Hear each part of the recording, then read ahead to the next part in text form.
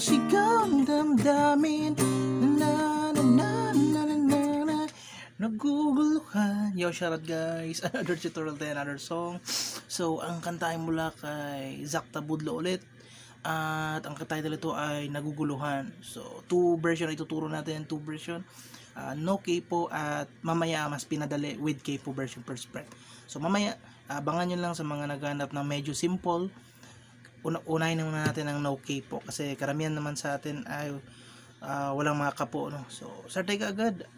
Intro, verses, choruses, instrumental pati outro para mga chords na ginamit.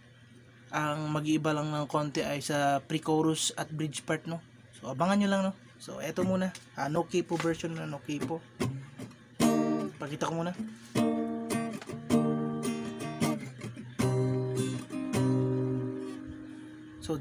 So, diretso yun, no? So, first chord na gamitin natin ay E flat, 6 fret. Dito, 5, 6. So, dito 6, ganun B.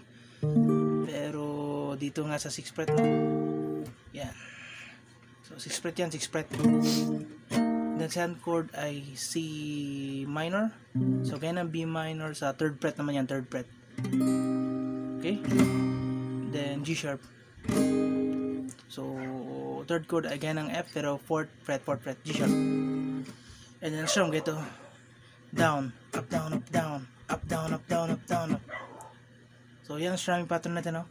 Down, up, down, up, down, up, down, up, down, up, down, up. So, play natin ang verse, yung intro, diretso na kasi ang verse, eh.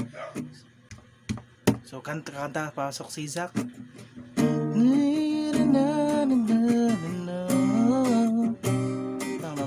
G sharp, hold on G sharp, down, 4th fret lang, 4th fret, down, up, down, up, down, up, down. Sa'king kaliligaya, up, down, up, down, up, down, up. So, yan ang string pattern, down, up, down, up, down, up, down, up, down. Ito rin ang chords, yung chorus. Ano sigang dam. So, pagkatapos ng verse, diretso tayo ng pre-chorus. So, eto, tapos ng verse, pre-chorus. Eto rin ang chords ng bridge part, pero may pag-iba ng kaunti. Kasi sa bridge part, may 3 times, eh. Pero eto. So, after ng verse.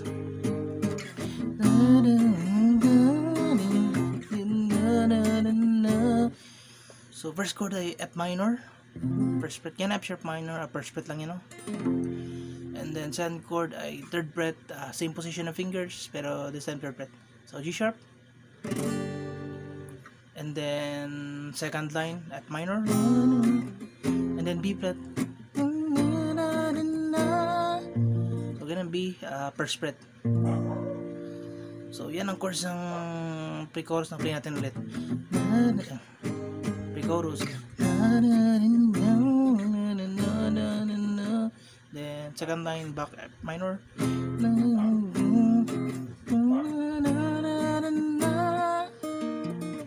So B flat, no? First fret.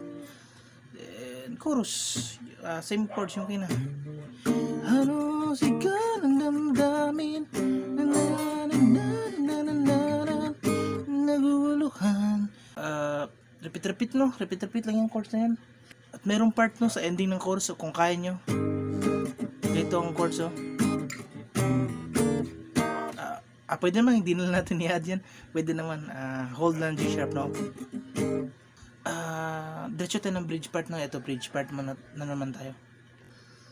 So, bridge part, ending ng second chorus. Naguguluhan. Then, bridge part.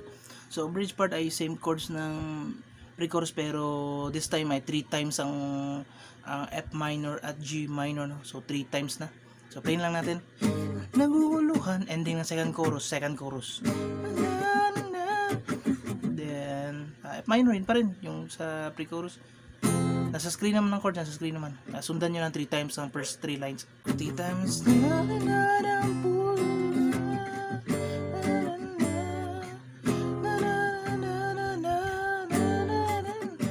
Third time. And then last line F minor B flat.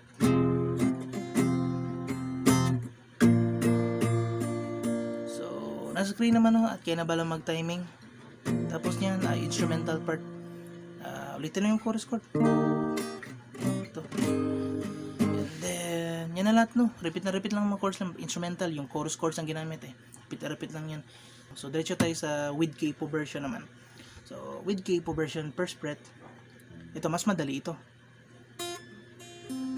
So, this time, mga chords, first fret capo, mga chords, i-change na natin, no? So, D, and then B minor, at G. So, nasundan nyo naman yung mga ang ikot, no, at sunod-sunod kayo na. So, lahat ng chords ng intro versus instrumental outro, eto.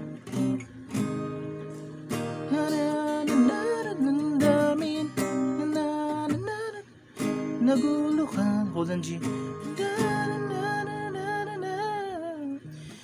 So, yan ang chords ng intro versus instrumental at outro.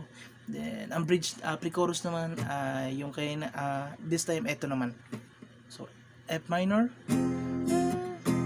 E minor, sorry, E minor, with capo pala tayo, with capo.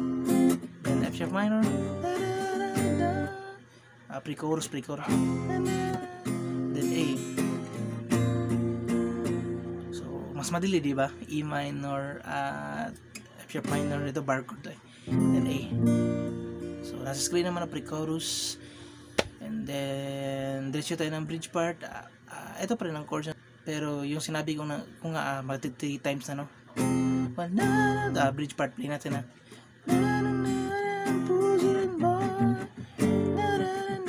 So, 3 times, no?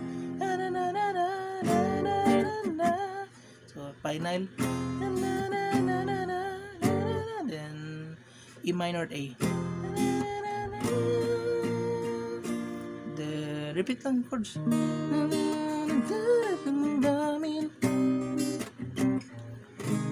So, yan na lahat, no? With capo version, mas madali. At para masundan nyo, i-timing yung mga chords na ginamit natin sa MP3 audio. Search nyo lang ng title na to ay Naguguluhan by Zach Tabudlo. At yung no capo version, may part, pwede namang hindi na i-add yung medyo mahirap sa ending ng first chorus. At eto, mas pinadali ito. So, tandaan nyo rin yung chords sa pre-chorus at bridge part, pareho lang, pero sa bridge ay 3 times na to. Sa first chorus, sa pre-chorus kasi 1 time lang eh. Yan, pero sa pre-chorus nga, bridge part nga 3 times. Then A, yung ending. So, yun lahat guys, 2 version. Kayo na bala kung anong mas gusto nyo, with capo or no capo. Bye bye guys.